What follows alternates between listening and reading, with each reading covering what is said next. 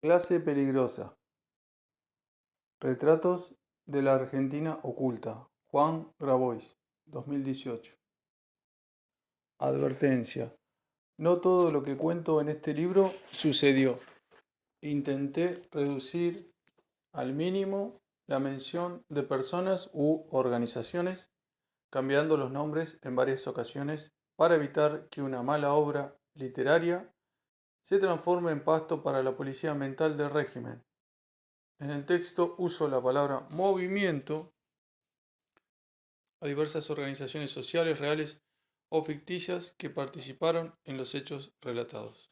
Muchas de ellas son parte de la Confederación de Trabajadores de la Economía Popular CETEP.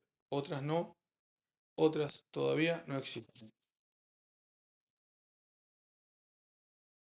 Pistolas que se disparan solas, caídos, todos desconocidos, bastones que pegan sin razones. La muerte es una cuestión de suerte, que se maten nomás, que se maten nomás, que se maten nomás en el Gran Buenos Aires, en la parte de atrás, háganse su gueto, quédense en su barrio y que no se ajuste el cinturón de Rosario, Santiago del Estero, peleando su dinero, pongamos policías que se maten nomás, que se maten nomás, quizás no sea el vino. Pistolas, 1994, Los Piojos. Capítulo 1. Incineración. Fuego. Una nueva noche fría en Barrio Acuba. Nuestro grupo zigzagueaba en la cerrada oscuridad de los pasillos, esquivando charcos, fumando, susurrando bajo la luz inexistente de las luminarias. El fuego se había extinguido unas horas atrás. Los cuerpos calcinados ya no estaban allí. Una improvisada barricada tapiaba el acceso a la pira sacrificial donde algún demonio había incinerado a las niñas. El lunero retiró los tablones de madera y se quedó respetuosamente afuera. Entramos con Sergio apenas iluminados por las luces LED de los omnipresentes celulares. No hizo falta violar el precinto porque no había ninguno. La escena estaba intacta. Nadie se preocuparía en peritarla. Vimos bajo nuestros pies unos destellos paranormales, llamas que bailaban en el suelo y por un momento quedamos fantasmeando hasta que Sánchez aplastó los fuegos fatuos con la suela de sus zapatillas fluorescentes. Eran los cables chamuscados que buscaban como culebras el pie descalzo de algún niño para cobrarse otra víctima. Gordo, te vas a electrocutar, le dijo alguien desde atrás mientras, como velas mágicas tiritando sobre el suelo terroso, volvieron a chisporrotear los cables. Sánchez dijo algo de una fase caída, se trepó a no sé dónde, cortó no sé qué y los fulgores se extinguieron. Tomamos fotos del cuadro macabro con la esperanza de que alguna justicia se conmoviera frente a los juguetes derretidos de esta Guernica criolla. Salimos del lugar e iniciamos un raid espasmódico por el barrio. Como cada noche fría, los tranzas se llenaban los bolsillos. Improvisamos una asamblea con los vecinos que se habían acercado al callejón. Fuimos al comedor de Julia, hablamos con los familiares y buscamos dónde alojar a esa madre que, como todas las madres de nuestros barrios, iba a llorar a los gritos durante el velorio hasta que las piernas le flaquearan y cayera al suelo temblando enloquecida, mientras el pequeño cajón descendía en el pozo poco profundo cavado a desgano en algún rincón roñoso del cementerio de Lomas de Zamora. Algunos días más tarde volvería a su vida normal, más rápido de lo que indica el decoro burgués, porque deprimirse también es un privilegio del que algunos no gozan. Tendrá que soportar la mirada inquisitoria de la secretaria de algún juzgado penal y las opiniones divididas en el pasillo sobre el nivel de su responsabilidad. Lo que sentíamos esa noche, fuera lo que fuese, lo expresamos en la vorágine de la acción y nada más. Tal vez no guardamos el recogimiento, la solemnidad que debimos, ni vertimos las lágrimas necesarias. Estábamos combatiendo, o eso creemos cada vez que pasa algo así. Un querido amigo me dijo una vez, las cosas tristes y dolorosas nos golpean y corremos el riesgo de acostumbrarnos. Pido la gracia para mí y para todos los que trabajan por los demás, de saber sorprendernos por cada una de ellas, como si fuera la primera que vemos, de no acostumbrarnos a vivir amoretonados, sino a darle nombre a cada moretón que nos venga. Pido la gracia de entender que no existe el dolor universal, sino el de cada persona, el de cada día y hora. Sé que entendés esto y que tenés lomo para soportarlo. No sé si tengo el lomo. No puedo recordar el nombre de las niñas. Me esfuerzo en buscarlo en la memoria, pero no viene. Tengo que recurrir a una memoria externa, bytes, los trozos de información que se guardan desordenadamente en el disco rígido de mi computadora o en la nube, indexados por Google. Tratamos de captar el dolor de cada persona pensándolo, analizando sus causas, sintetizando sus rasgos comunes, pero el dolor es un misterio que escapa a nuestra comprensión. Lo hacemos tal vez como una forma de canalizar nuestros sentimientos sin evadirnos y seguramente muchas veces lo hacemos mal, pensamos mal y actuamos erróneamente, pero por lo menos no somos indiferentes. Invasión. Ella fue de las primeras en asentarse en Acuba. Fue en 2007. Se metió junto a unas 600 familias pocos días antes de la primera vez que estuve allí. Me había comprometido a ayudar a los usurpadores mientras tomaba mate ultra azucarado en la casa de la morocha. Llegó un grupito, tocó la puerta y abrió sin esperar respuesta. Es llamativo que en las zonas que el GPS marca como rojas nadie cierra la puerta con llave y se las golpea más para avisar que para pedir permiso. Con una vaga esperanza entraron y empezaron a explicarme sus motivos. Mezclaban verdades y mentiras, como hacemos todos cuando pedimos ayuda. Me miraban alternativamente a mí y a la tota Santillán que arengaba a una banda de cumbia por la televisión. No era abogado por entonces, pero era de afuera. Usaba un sobre todo negro y me decían el abogado, aunque insistiera en explicarles que todavía era un estudiante. Dejé el auto en Boquerón y Oliden. Me esperaba un nutrido grupo liderado por Diego, Leo, Pavo, Lore, Rosy y Rosa, los delegados. Había muchos móviles de gendarmería y agentes dispersos en el predio intentando sacar a la gente de las carpas.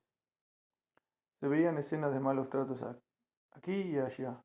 Sin prestarle atención, recorrimos los 5 sectores convocando a los ocupantes para marchar hacia la garita de seguridad. En la recorrida se juntaron unos 200 vecinos y encaramos a un grupo de muchachos con armas prestadas, comandados por 2 oficiales de gendarmería. Desde allí recibían vía handy el reporte del operativo. Era evidente que en el momento que irrumpimos, evaluaban sus chances de evacuar sin orden judicial a las 600 familias que tras derribar buena parte del muro perimetral acampaban en 7 hectáreas de un inmenso terreno baldío. Fue una discusión corta. La ilegalidad era manifiesta. La filmadora que llevaba a una vecina, mi lenguaje universitario y la pequeña multitud que se había juntado los disuadió de cualquier reacción violenta. Una cámara, algún cara pálida y un pequeño gentío era un buen disolvente de arbitrariedades en esos años donde se reivindicaban los derechos humanos como política de Estado y una represión bien documentada podía costarle el cargo a un alto jefe policial. Eso no resolvía los problemas de fondo, pero al menos no los agravaba. Los muchachos de la patota, además, eran vecinos del Eva Perón o parientes de los ocupantes. Me conocían bastante, sentían algo parecido al respeto por cualquier militante que no abandonaba el territorio después de los primeros cachetazos.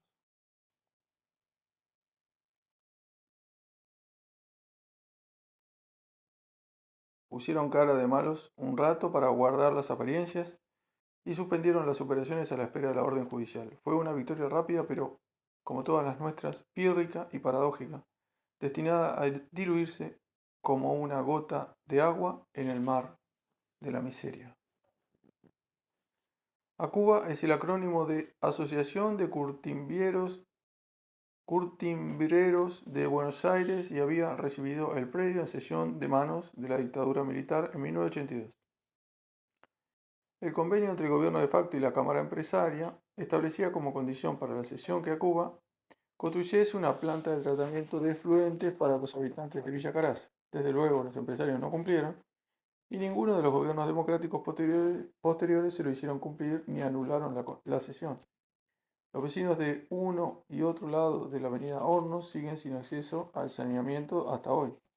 Lo evidencian los forúnculos, las aguas arseniosas y las enfermedades gastrointestinales que se combinan con el aire fétido, la malnutrición, el paco y el recurrente zumbido de las balas para garantizarle una infancia de mierda a los cientos de miles de niños que se crían en las zonas periféricas de la pútrida cuenca Matanza-Riachuelo.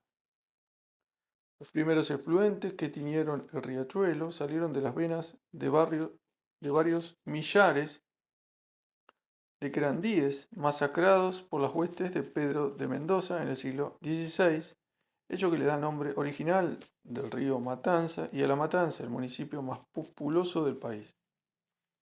Bartolomé de las Casas aporta en 1552 la primera referencia escrita a lo sucedido en las cuencas del río de la Plata.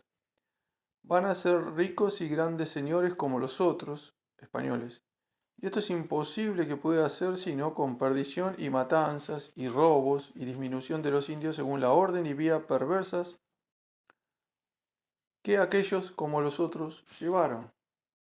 Después que lo dicho se escribió, supimos muy con verdad que han destruido y despoblado grandes provincias y reinos de aquella tierra, haciendo extrañas matanzas y crueldades en aquellas desventuradas gentes.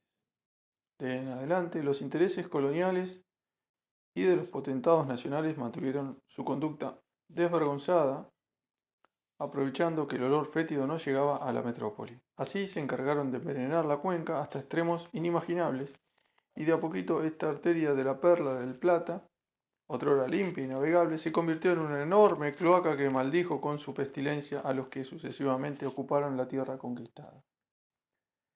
La cuestión es que a cuadras del riachuelo se levantaba uno de los tantos muros de la exclusión, el que resguardaba el predio de ACUBA, y se extendía una de las tantas fronteras entre los integrados y el descarte, la que separaba Villa Caraza del barrio Los Tanos. El inmenso muro había estado allí por décadas, sólido, imperturbable, imponente. Hoy queda menos de la mitad, quedan sus ruinas. Los malones del presente lo derribaron a mazazos, penetraron tierra intermedia, redujeron la frontera a pocos metros y quedaron cara a cara con el decil más bajo de la estructura social argentina. Ellos no estaban debajo, estaban afuera. Muchos cartoneros estaban en el malón y casi sin proponérmelo, con mi presencia había comprometido a nuestro movimiento en la defensa de la ocupación. Nuestro movimiento. Suena raro ese sujeto colectivo abstracto para alguien que no está en este mundo nuestro. ¿Qué es un movimiento? ¿Cuál es el nuestro? ¿Quiénes somos nosotros? Puede querer decir muchas cosas sin ninguna. Puede ser una organización de personas concretas con determinado fin o un proceso que une generación tras generación a los que sostienen determinadas banderas. Tal vez tenga miles de años, tal vez algunos lustros, tal vez sea una ilusión, tal vez una realidad histórica. Yo me lo crucé en una esquina cuando vi a unos cartoneros que con sus hijos a cuestas luchaban por el pan cotidiano revolviendo la basura nuestra de cada día. Ese movimiento me atrapó en su marea. Me llevó a costas desconocidas y ya no pude volver a tierra firme. Eso fue algunos años antes de la ocupación. Ahora soy un militante de los náufragos. Militante, otra palabra rara, chocante, con sonido militar, un sustantivo envejecido, un poco soberbio y prepotente. Yo quería luchar contra lo que estaba viendo, militar con ellos y por ellos. Desde que la marea me llevó a la costa de Acuba, pasé a ser el abogado del barrio. Marcelo era nuestro interlocutor, el tipo que los empresarios pusieron para ver cómo resolvía el asunto. Era empresario curtiembrero y afiliado al Partido Justicialista. Siempre andaba con su campera de cuero curtido, bien del ramo, aunque me parece que era importada. Ese día y durante las muchas reuniones posteriores de negociación sentí que me miraba con una especie de culpa, como si supiera que su papel de regateador de metros cuadrados no era el más honorable. Eso sumado a que muchos de los ocupantes habían sido parte de su propia clientela política y lo conocían lo suficiente como para hacerle algún que otro reproche embarazoso, lo ponía en una posición incómoda como defensor de la ley y el orden. Además, frente a la realidad del caso concreto, su nacionalismo popular industrialista, degradado, un poco con tics involuntariamente xenófobos, sufría bajo las contradicciones de una toma de tierras cuya composición social constaba principalmente de los jóvenes argentinos de la zona, hijos del Lanús pauperizado, de la falta de planificación, del desborde demográfico natural que buscaba el único lugar disponible para sentarse junto al barrio que los vio crecer. No había bolitas, paraguas ni peruanos a los que echarle la culpa. La edad de los ocupantes orillaba a los 30 años y ninguno sentía el más mínimo respeto por la ley, la autoridad y el Estado. No eran anarquistas, pero en su cotidianeidad no existía contrato social alguno. El Estado era un patrullero y pasaba solo cada tanto, solo a levantar la coima de los tranzas o verduguear a los pibes. Su rostro amable era una escuela aguantadero, un hospital roñoso, un bolsón de comida o un subsidio miserable. No existía el derecho de propiedad para ellos, no tenían patrimonio, un título de propiedad ajeno constituía simplemente un elemento de coerción, un límite físico tan carente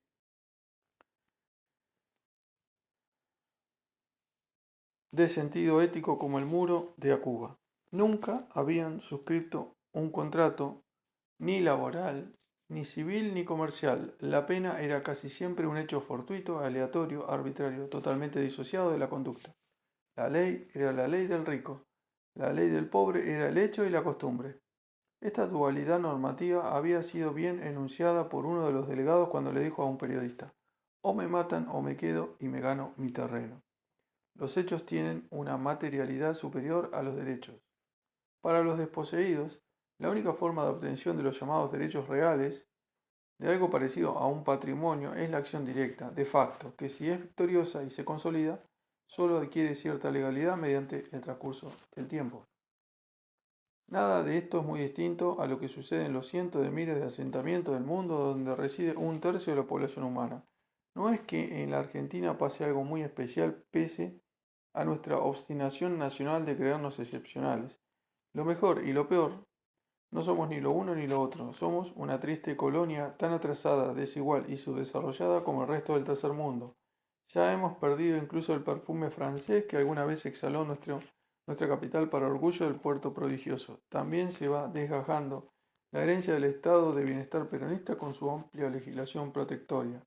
En los países pobres, en promedio, una de cada dos nuevas viviendas urbanas son ocupaciones ilegales de terrenos ociosos. En Argentina, una de cada cuatro increciendo. En los últimos 40 años, ni los machitos de derecha ni los progresistas sensibles han hecho nada muy distinto a permitir el laissez-faire de una dinámica urbana excluyente que necesariamente pone en situación delictiva a millones de personas. El modo normal de acceso a la vivienda para media humanidad es la toma, la usurpación, la ocupación informal, la recuperación o el eufemismo que se le quiera poner para describir la irrupción violenta e ilegal sobre terrenos disponibles. Este sistema no permite que un tercio de la humanidad acceda al techo en forma legal y pacífica, a otro tercio lo somete a la servidumbre del alquiler o la esclavitud del subalquiler. Nuestro país reproduce sin mayores resistencia la tendencia de la globalización.